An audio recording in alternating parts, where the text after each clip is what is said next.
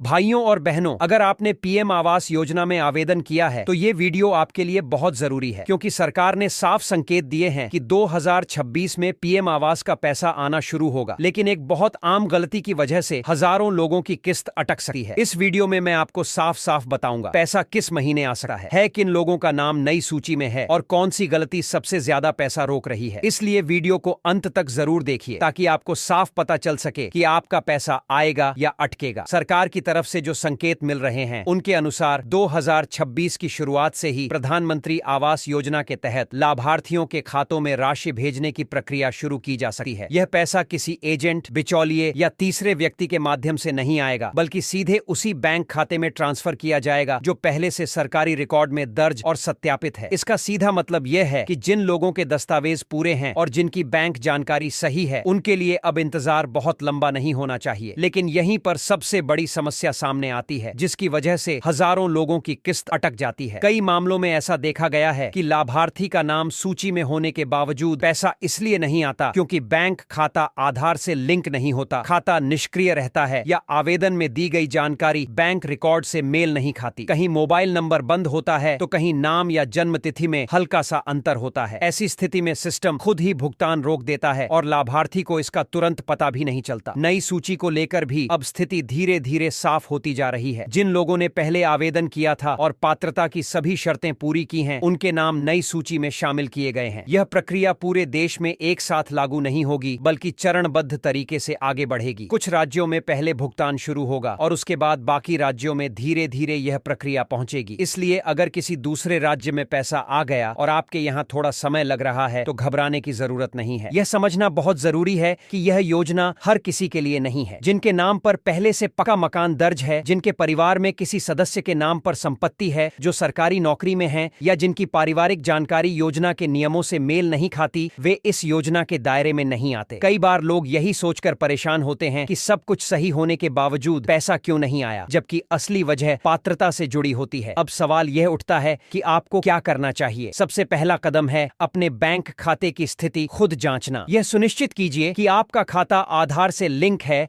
और पूरी तरह सक्रिय है। दूसरा, आवेदन में जो मोबाइल नंबर दिया गया है वह चालू होना चाहिए, क्योंकि सारी सूचना उसी नंबर पर भेजी जाती है। तीसरा, अपने दस्तावेजों में नाम, जन्म तिथि और अन्य विवरण एक दूसरे से मिलाकर देखिए ताकि किसी भी तरह की तकनीकी रुकावट न आए। याद रखिए, सरकार ने प्रक्रिया को काफी हद तक पारदर्शी बना दिया है। अब जिम्मेदारी आपकी है कि आप अपनी जानकारी सही रखें और समय रहते जरूरी सुधार करवा लें। जो लोग पहले से तैयार रहते हैं वही इस योजना का लाभ सबसे पहले उठा पाते हैं। कई लाभार्थी यह मान लेते हैं कि एक बार नाम सूची में आ गया तो अब सब कुछ अपने आप हो जाएगा, जबकि सच्चाई यह है कि यहीं से असली प्रक्रिया शुरू होती है। पूरा सिस्टम रिकॉर्ड के आधार पर चलता है और एक छोटी सी गलती भी पूरी सहायता को रोक सकती है। इसलिए यहाँ लापरवाही सबसे बड़ा नुकसान साबित हो सकती है। अगर आपके आसपास किसी और के खाते में पहले पैसा आ गया और आपके यहाँ थोड़ी देरी हो रही है तो घबराने की जरूरत नहीं है। भुगतान चरणों में किया जाएगा। लेकिन अगर लंबे समय तक कोई सूचना नहीं मिलती तो चुप बैठना सही नहीं है। अपनी जानकारी खुद जांचना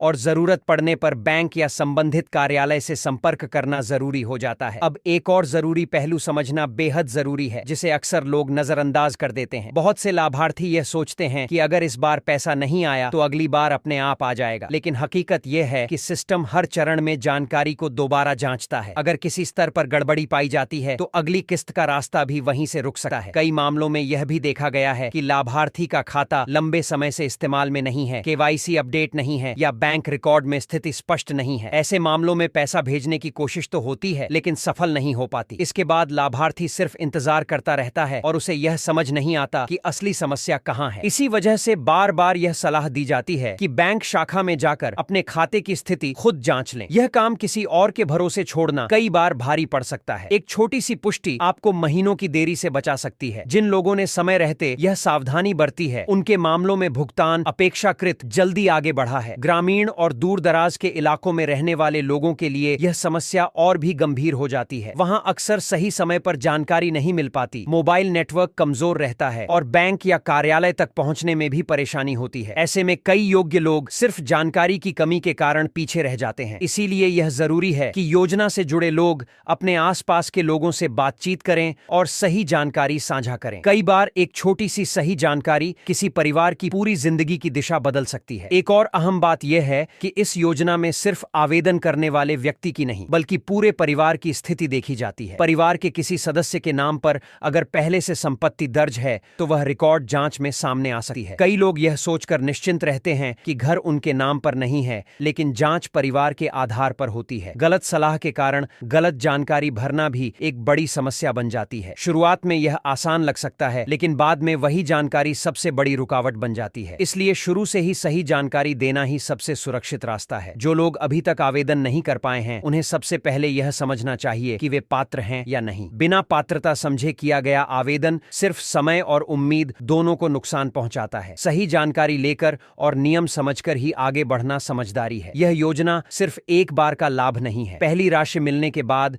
आगे की किस्तें और निर्माण से जुड़े चरण भी होते हैं। अगर शुरुआत में ही लापरवाही हुई तो आगे की प्रक्रिया और मुश्किल हो सकती है। अफवाहों से बचना भी उतना ही जरूरी है। योजना बंद होने, तारीख निकल जाने या पैसा सिर्फ चुनिंदा लोगों को मिलने जैसी बातें अक्सर भ्रम पैदा करती हैं। सच्चाई वही है जो सरकारी रिकॉर्ड और आधिकारिक सूचना में दर्ज होती है। अब खुद से एक सवाल पूछिए, क्या आपने अपने दस्तावेज खुद देखे हैं? क्या आपने बैंक खाते की स्थिति खुद जांची है? क्या आपका मोबाइल नंबर वही है जो आवेदन में दर्ज है? अगर इन सवालों का जवाब साफ नहीं है तो यहीं से सुधार शुरू करना जरूरी है। यह योजना उन लोगों के लिए है जिन्होंने सालों तक असुरक्षा में जिंदगी गुजारी है। सरकार की कोशिश है कि पक्के घर का सपना हकीकत बने, लेकिन इसके लिए लाभार्थी की सतर्कता भी उतनी ही जरूरी है। अंत में एक बात साफ समझ लीजिए, यह सिर्फ वीडियो देखने या खबर सुनने का मामला नहीं है। यह सही समय पर सही कदम उठाने का समय है। जो लोग आज तैयारी करेंगे वही कल सबसे पहले लाभ उठाएंगे। अगर आपने यह पूरी जानकारी ध्यान से सुनी है तो अब इसे यहीं खत्म मत कीजिए। अपने कागज जांचिए, बैंक से संपर्क कीजिए और जहां जरूरत हो वहां सुधार कराइए। यही छोटी छोटी सावधानियां आगे चलकर बड़ा फर्क पैदा करती हैं। सरकार ने योजना बनाई है, पैसा तय किया है और प्रक्रिया साफ कर दी है। अब जिम्मेदारी आपकी है कि आप इस मौके को कैसे लेते हैं। यह मौका उन्हीं लोगों के लिए है जो जागरूक हैं, सतर्क हैं और सही समय पर सही कदम उठाते हैं। एक और बात जो समझना बहुत जरूरी है वह यह कि कई लोग यह मान लेते हैं कि अगर किसी कारण से पहली किस्त रुक गई तो अगली किस्त अपने आप आ जाएगी, लेकिन हकीकत इससे बिल्कुल अलग है। सिस्टम हर चरण में वही पुरानी जानकारी दोबारा जांचता है। अगर पहली बार कोई गड़बड़ी रही और उसे ठीक नहीं किया गया तो आगे की सभी किस्तें उसी वजह से अटक सकती हैं। इसलिए इंतजार करने से बेहतर है कि समस्या को पहचान कर समय रहते समाधान किया जाए। कई बार लाभार्थियों को यह भी नहीं पता होता कि उनके खाते में तकनीकी रूप से क्या स्थिति चल रही है। खाता निष्क्रिय है, न्यूनतम बैलेंस की समस्या है या केवाईसी अधूरी है। ये बातें बैंक रिकॉर्ड में साफ दिखाई देती हैं, लेकिन आम आदमी को इसकी जानकारी नहीं मिल पाती। ऐसे में पैसा भेजा तो जाता है, लेकिन ट्रांजैक्शन फेल हो जाता है और प्रक्रिया वहीं रुक जाती है। इसी कारण यह बेहद जरूरी हो जाता है कि लाभार्थी खुद बैंक शाखा जाकर अपने खाते की स्थिति की पुष्टि करें। केवल यह मान लेना कि खाता खुला हुआ है काफी नहीं होता। खाता सक्रिय है या नहीं, आधार लिंक है या नहीं, केवाईसी पूरी है या नहीं, यह सब खुद जांचना जरूरी है। कई मामलों में सिर्फ एक सिग्नेचर या केवाईसी अपडेट से महीनों से रुका भुगतान आगे बढ़ जाता है। अब बात करते हैं उन लोगों की जो यह सोचते हैं कि किसी एजेंट या दलाल के जरिए काम जल्दी हो जाएगा। सरकार ने साफ कर दिया है कि इस योजना में किसी भी तरह के बिचौलिए की कोई भूमिका नहीं है। पैसा सीधे लाभार्थी के खाते में आता है और प्रक्रिया पूरी तरह सिस्टम आधारित है। ऐसे में किसी को पैसे देना या गलत सलाह पर भरोसा करना नुकसानदायक साबित हो सकता है। ग्रामीण इलाकों में यह समस्या और भी ज्यादा देखने को मिलती है, जहां लोग जानकारी के अभाव में गलत लोगों के चक्कर में पड़ जाते हैं। उन्हें लगता है कि कोई दूसरा उनका काम कर देगा, जबकि सच्चाई यह है कि सही जानकारी और थोड़ी सी सतर्कता ही सबसे बड़ा सहारा है। जो लोग खुद जागरूक रहते हैं उनके मामलों में परेशानी अपेक्षाकृत कम होती है। अगर आप चाहते हैं कि पीएम आवास योजना से जुड़ी हर सही और अपडेटेड जानकारी सबसे पहले आपको मिले तो चैनल को अभी सब्सक्राइब कर लीजिए और वीडियो को लाइक करके उन लोगों तक जरूर पहुंचाइए जिन्हें इस योजना का इंतजार है। साथ ही कमेंट में जरूर बताइए आप किस जिले से देख रहे हैं।